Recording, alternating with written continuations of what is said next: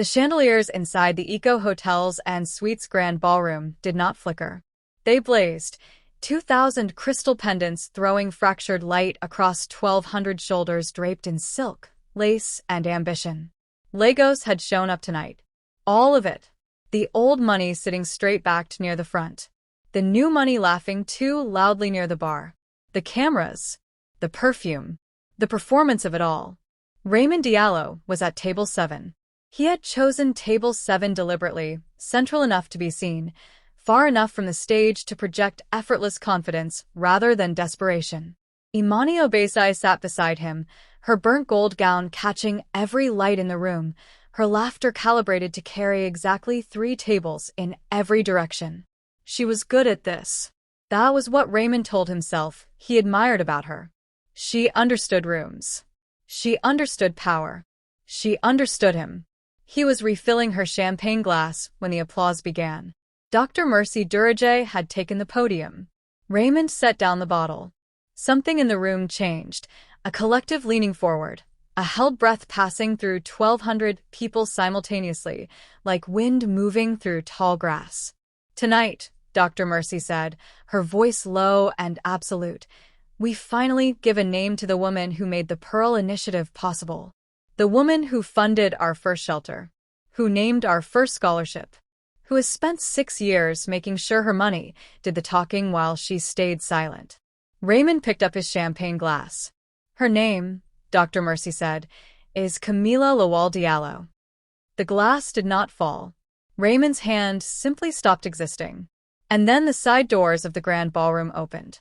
And Raymond Diallo, real estate developer, self-made man, Lagos insider, felt something he had not felt in years. He felt afraid. "Before we continue the story, let me ask you something quietly. Where are you listening from right now? And what time is it in your part of the world? Some of us are hearing this story under the hot afternoon sun.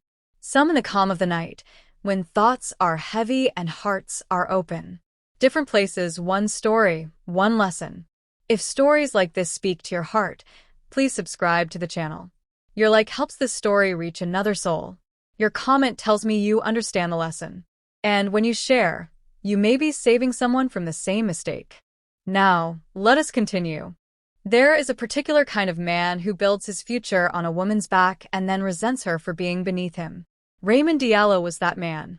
Though it took Lagos 6 years to see it clearly, the evidence had always existed, not hidden, simply ignored, the way comfortable people ignore the sound of a structure settling before it finally cracks.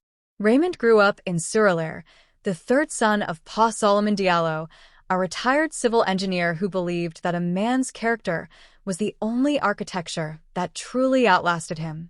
Pa Solomon was not a wealthy man, but he was a principled one, the kind of father who corrected grammar at the dinner table, considered punctuality a moral position, and treated his wife, Marita, with a quiet, daily respect that his sons absorbed without ever being instructed to. Raymond absorbed the confidence of that household. He quietly left behind the humility. He had larger plans than Suralere. He met Camila Lawal at a regional infrastructure conference in Enugu, a 3-day gathering of professionals, consultants, and ambitious young people performing importance for one another in a hotel conference room with unreliable air conditioning. Raymond had been invited to present a proposal he had barely completed the night before, surviving on cold suya and adrenaline.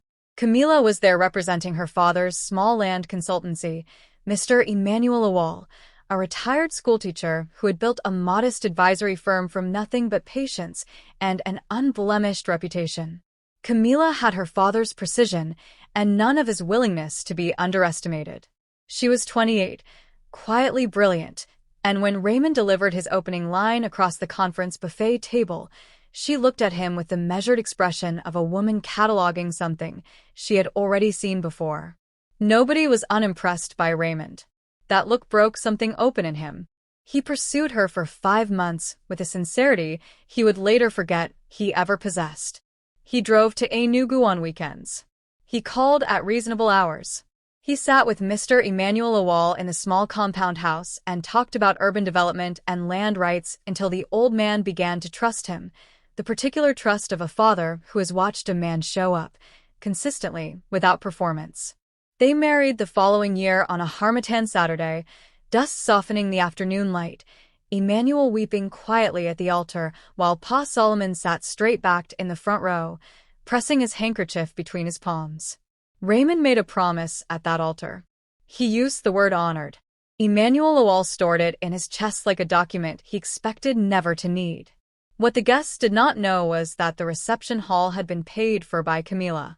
A parcel of land her grandfather had left her in Succa, sold privately 3 weeks before the wedding, to cover what Raymond's account could not carry at the time. She told no one. Not Franklin. Not even her father. She simply arranged it, absorbed the loss, and smiled through the day in her ivory dress with the pearl earrings her father had clasped at her ears that morning. That was Camila's nature. She carried weight without requiring witnesses. In the first 3 years of their marriage in Lagos, she restructured every project proposal Raymond submitted.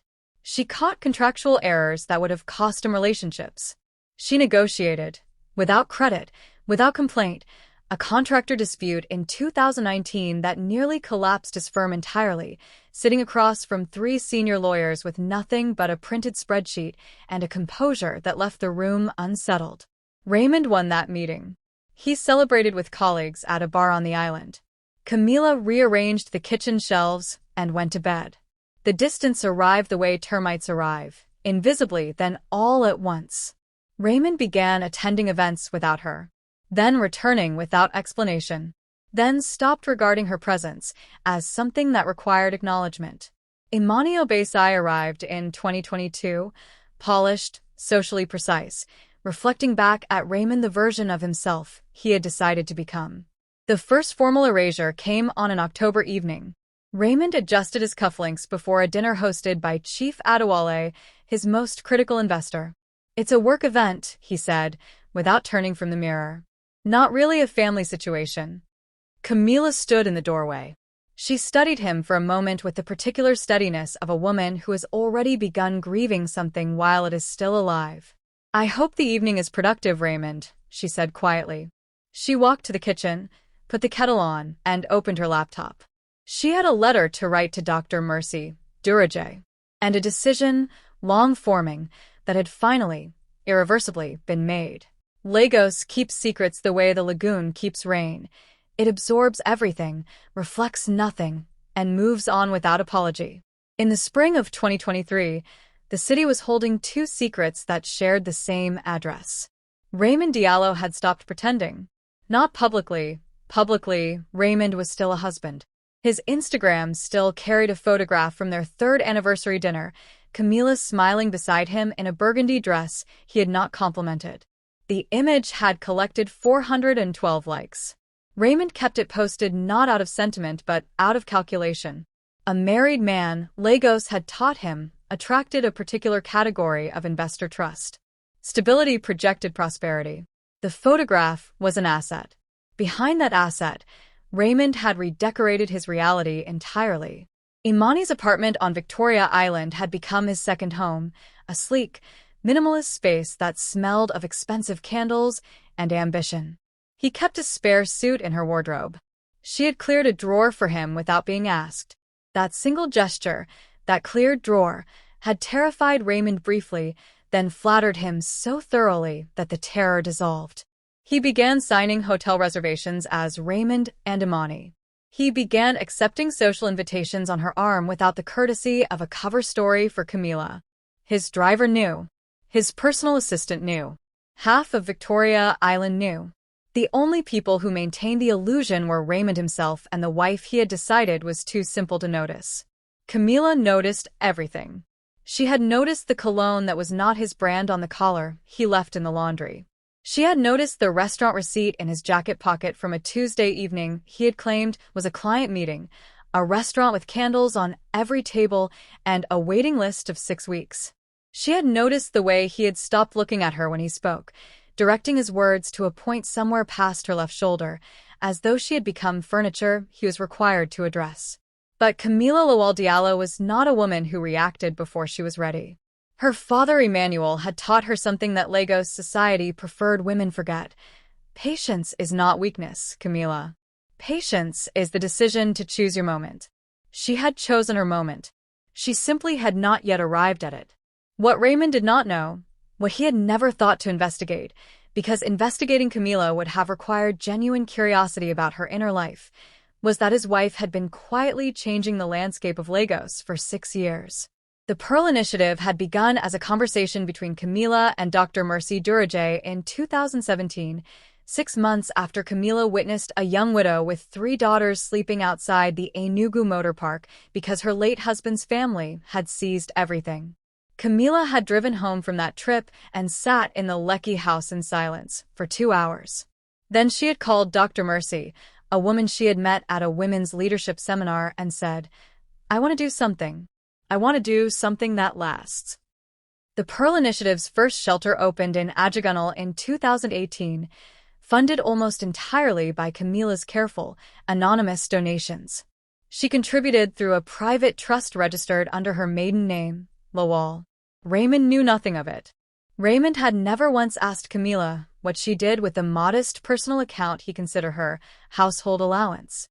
What he had dismissed as household money had built 3 shelters, funded 47 scholarships, and trained 112 widows in vocational skills across Lagos and Ogun State. Dr. Mercy Durajay knew every figure. She had watched Camila give without needing credit for 4 years, and it had troubled her in the way that genuine goodness sometimes troubles those who witness it, because it carried the particular sadness of a person who has learned to find meaning outside of the life they were supposed to have. In September 2023, Dr. Mercy had sat across from Camila at the Foundation's quiet office on Lagos Island and said plainly, "The gala is in November. You will be on that stage, Camila. Not as a donor. As the reason this organization exists. I will not accept another no." Camila had looked out the window for a long time. "All right," she finally said, "but I choose what I say at the podium." Dr. Mercy had agreed without hesitation. 3 weeks later, Raymond purchased 2 VIP tickets to the Pearl Initiative Gala for himself and Imani. He mentioned it to Camila as he might mention a dry cleaning collection, casually, without eye contact. "There's a charity gala in November. Work-related. I'll be attending." "Which charity?" Camila asked. "Something called the Pearl Initiative. Big crowd. Good for visibility." Camila set down her fork. She picked it up again. "I hope it's a wonderful evening," she said. That night, she stood before the bathroom mirror and fastened the pearl earrings her father had given her on her wedding day, the only jewelry Raymond had never purchased, never commented on, and never noticed. She held her own gaze for a moment. Then she began, very quietly, to smile. The grand ballroom of Eco Hotels and Suites on that November evening was Lagos distilled into a single room, ambition dressed in elegance, performance masquerading as philanthropy, and somewhere beneath all of it, a current of genuine human feeling that the occasion had not entirely extinguished. Raymond Diallo arrived at 7:45. He had chosen the timing deliberately, late enough to enter a full room, early enough to work it before dinner. Imani walked beside him in her burnt gold gown, her hand resting in the crook of his arm with the practiced lightness of a woman who understood that possession should never look like effort. They moved through the room with fluency. Raymond shook hands with the ease of a man who had rehearsed confidence until it became indistinguishable from the real thing. He laughed at the right moments. He leaned in at the right moments. He made every person he greeted feel, briefly, like the most important person he had spoken to all evening, a skill that had served him enormously in business and had once, long ago, made Camila fall in love with him. At 9:15, he spotted Dr. Mercy Durajay near the stage steps. He crossed the room toward her with his broadest smile. "Dr. Mercy, a magnificent evening. This foundation does extraordinary work." Dr. Mercy looked at him. Not through him, not past him, at him. With the precise, unblinking attention of a woman who knew exactly who was standing in front of her and exactly what he did not yet understand about the evening. "Mr. Diallo," she said, "thank you for coming." Her tone was a closed door delivered in a pleasant voice. She turned back to her notes. Raymond returned to table 7 slightly unsettled and covered it with more champagne. The program moved through its first hour with precision, donor recognitions, a video tribute, a choir from one of the foundation schools whose singing produced visible tears in the front rows. Imani filmed a portion on her phone for her Instagram story, adding a caption about giving back. Raymond applauded at the correct intervals. Then Dr. Mercy Durajay returned to the podium. The room recalibrated. Something in her posture communicated that the evening was about to change. For 6 years, she began, the Pearl Initiative has been sustained by a woman whose name appears on none of our public materials, none of our press releases, and none of our donor walls, at her specific request. She built our first shelter. She funded our first cohort of scholarships. She sat with our widows in Ajagunal on a Tuesday afternoon and helped them fill out vocational registration forms. Not as a patron, as a person. The room was entirely still. She told me once that she gave anonymously because she believed the work was more important than the recognition. Dr. Mercy paused. Tonight, I have convinced her to let us give her what she deserves. Ladies and gentlemen, the founding patron of the Pearl Initiative, Mrs. Camila Diallo. Raymond heard his name, his surname, attached to a name he had spent 2 years trying to keep out of rooms like this one. The side doors opened. Camila entered in a deep navy dress, no extravagance, no performance. The pearl earrings at her ears caught the chandelier light. She walked the length of that ballroom with the unhurried composure of a woman who had already won before she reached the podium, because she had stopped needing anything from the room. 1,200 people rose. At table 7, Raymond Diallo did not move.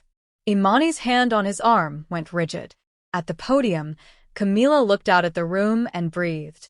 When she spoke, her voice was level, warm, grounded, carrying the particular authority of someone who has nothing left to protect.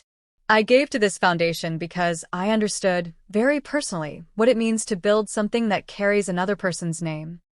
A pause. I understood what it means to make something possible, and to be invisible inside it. The room stirred.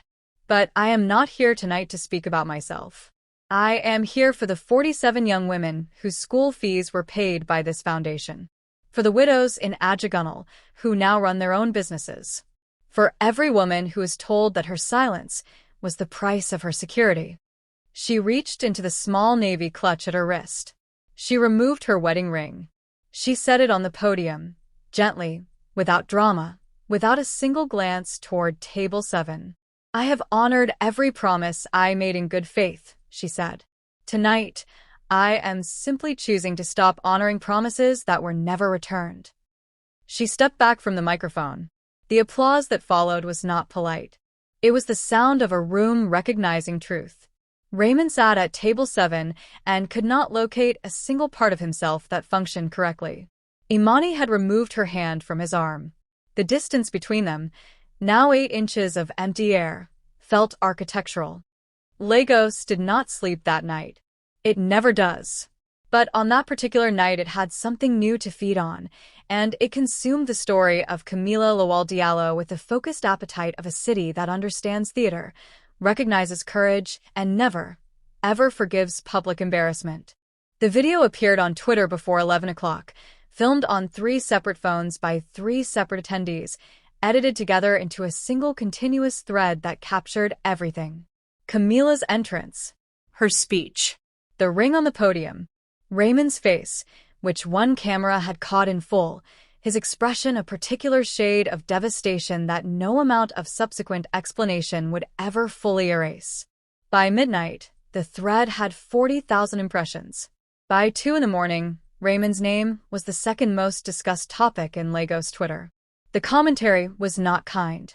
It was not meant to be. His phone produced notifications he stopped opening at 1:15. Imani had sent him 3 messages between 10 and 11. The last one read, I think we need some space to let this settle. He understood the language. He had used it himself once on a woman from his past who had become inconvenient. Imani was already calculating the distance between herself and the story. By morning, she would be discussing other clients, other events, other rooms. Raymond had served his purpose in her life just as she had served hers in his. The transaction was now concluded. He drove to his mother's house in Surrey at 5 in the morning. He sat outside in the car for 11 minutes before walking to the door. He knocked. He waited. He heard movement inside. He knew his mother's footsteps, had known them since childhood, the particular shuffle of her slippers on terrazzo floor. The footsteps stopped on the other side of the door.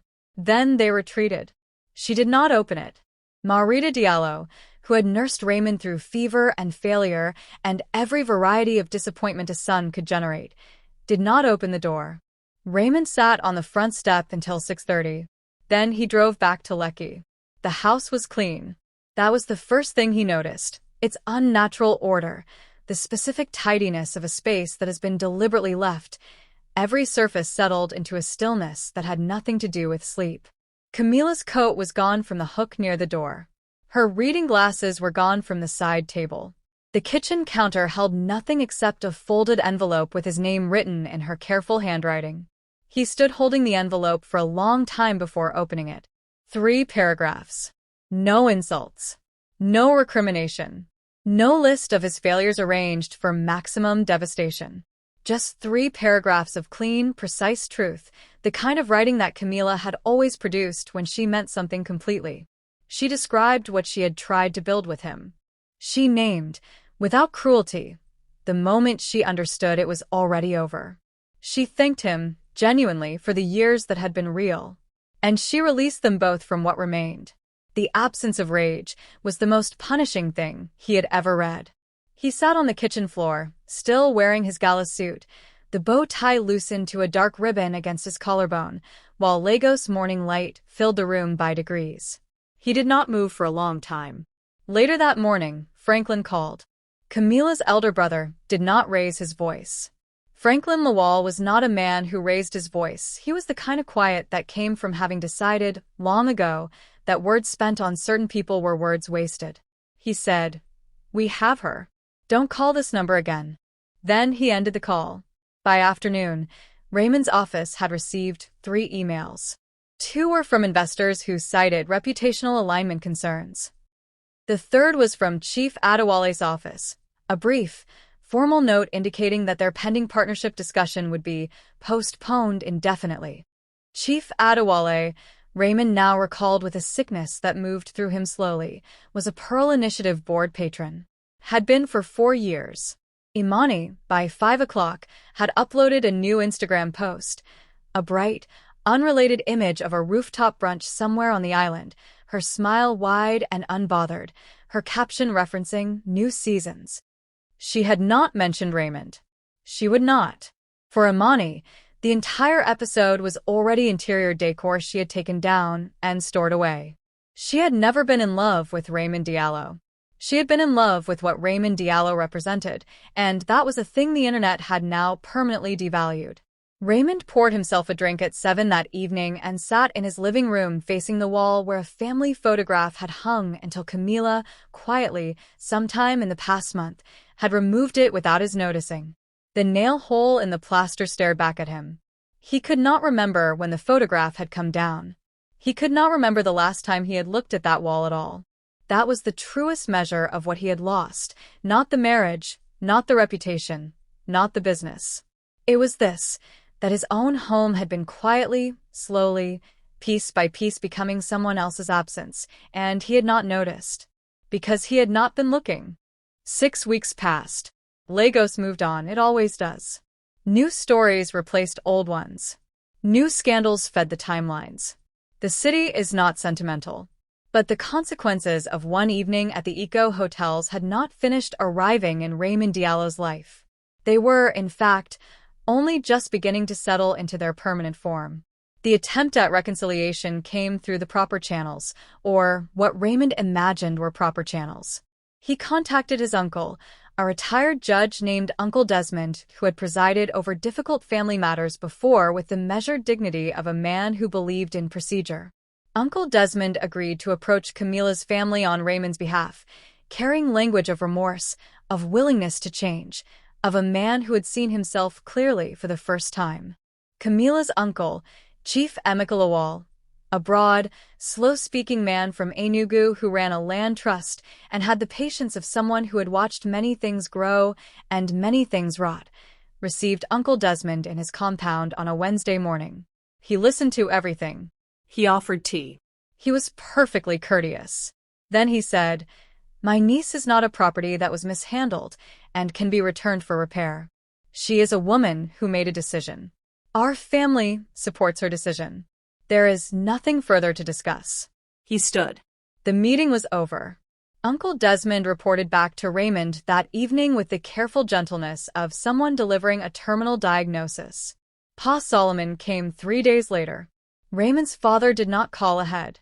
As he arrived at the Lecky house on a Saturday morning with a walking stick he had started using the previous year and a face that had aged, Raymond thought, 10 years since they last sat together.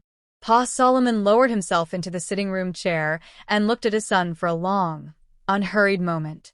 "I taught you," Pa Solomon said finally, "that a man's word is the only architecture that lasts." Raymond said nothing.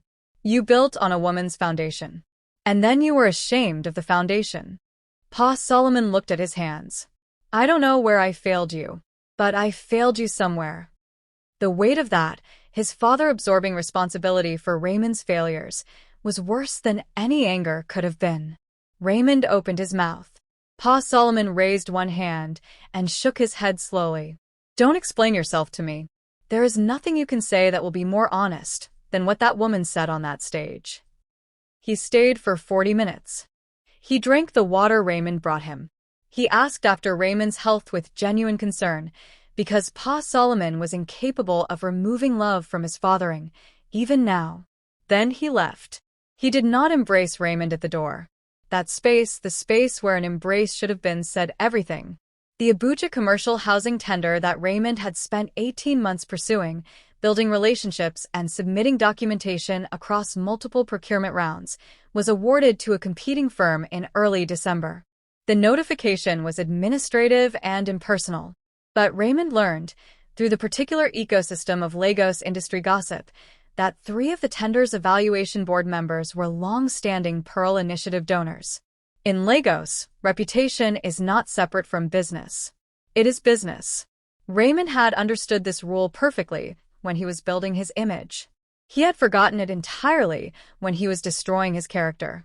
Imani was last seen at a product launch on Victoria Island in late November, on the arm of a Port Harcourt oil executive whose name appeared on no foundation donor lists and whose past would not complicate her future. She did not look uncomfortable at the event.